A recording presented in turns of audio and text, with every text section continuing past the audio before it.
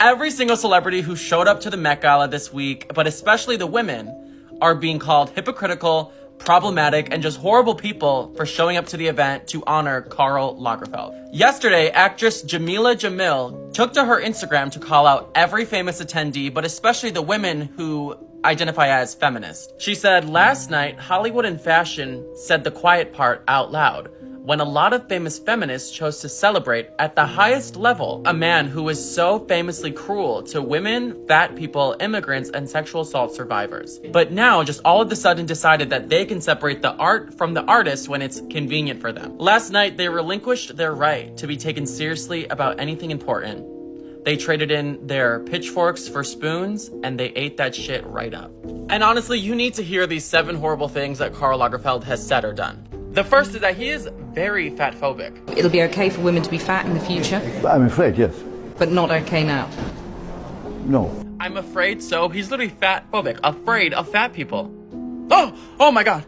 That was my impression of Karl Lagerfeld seeing Adele, because in 2012, he said, "She's a little bit too fat, but she has a beautiful face and a divine voice." No wonder Adele didn't go to the Met Gala this year. Damn. In regards to Heidi Klum, he said that her boobs were too big and implied that it made her fat, so she did not go to the Met Gala this year. She probably didn't even care though, because the category wasn't earthworms. Karl said, "These are fat mummies with their bag of crisps sitting in front of the television thinking that they're models, and no one wants to see curvy women on a runway." He has a lot to say about women's bodies. In regard to Lana Del Rey, he said, "She's beautiful, but is she just a construct with all of her implants?" That old fart needed to rub his glasses, because where?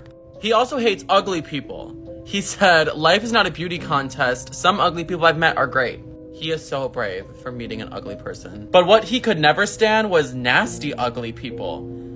And the worst was short, ugly men. And honestly, he ate with that one. He wasn't wrong. Don't lie.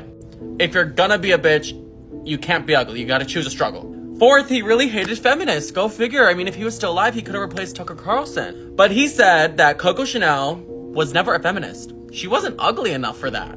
Someone should have loosened this man's jeans and given him a damn Snickers bar. He had some really nasty things to say about the Me Too movement as well. He said he was fed up with the multitude of accusations going around, and that it's really interesting that it took 20 years for all these famous women to suddenly remember their stories. And as it pertained to models sharing their story for the Me Too movement, he looked them dead in the eye and said, "Well, if you don't want your pants pulled about, don't become a model. Join a nunnery. They're always looking for recruits." He also did not support immigration, and apparently his parents were not sympathizers. But don't worry, his hatred didn't discriminate, because he also hated himself.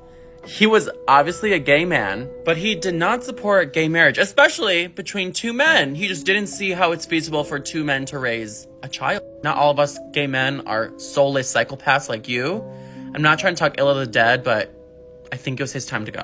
Plot twist, The Devil Wears Prada was actually about Karl, the shithead in Chanel. So are we mad at the celebrities who actually attended the event? Because at first I was like, no, Jamila's overreacting. But now I'm like, oh, maybe they shouldn't have gone.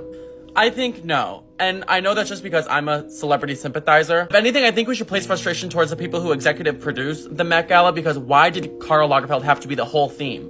This is what Anna Wintour said when she was asked how could she still celebrate him after everything he said and done. And obviously there are things that he has said that Andrew and I do not agree with. When we go back and we look at the work that he has created over so many years, I think that deserves celebration. It deserves acknowledgement. Karl's contributions to fashion are echoed everywhere. It's so limitless. You could be paying homage to him and not even know it, from wearing Fendi prints to buying Chanel. Even almost every other fashion house admitted that they were inspired by him at one point, and his legacy is put into their work, like Louis Vuitton or Gucci.